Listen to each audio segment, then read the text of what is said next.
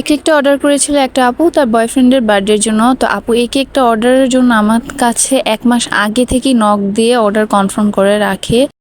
আর পাশাপাশি এটার সাথে সারপ্রাইজ গিফট হিসেবে ফ্লাওয়ার বুকে ছিল। তো রাত্রের 11টার দিকে কেকটা ডেলিভারি দিতে হবে। তো ওরকমভাবেই এক্সট্রা চার্জ যা যেভাবে লাগে আপু আগে থেকেই পেমেন্ট ক্লিয়ার করে রেখেছিল।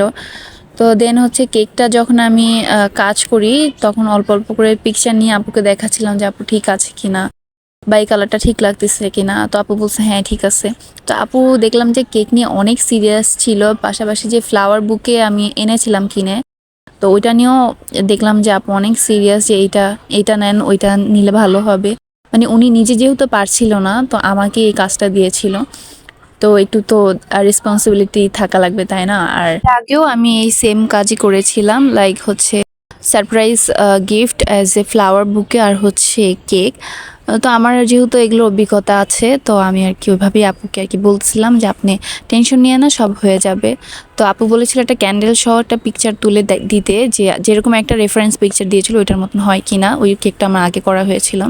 তো আমি হচ্ছে ক্যান্ডেল দিয়ে একটা পিকচারও তুলি প্লাস হচ্ছে ভিডিও করে নিই। আর কেকটা কিন্তু ওভারঅল ফ্লাওয়ার সহ দেখতে অনেক ভালো লাগতেছিল। আর আপনাদের কাছে এই কেকটা কেমন লেগেছে আমাকে কিন্তু অবশ্যই জানাতে ভুলবেন না।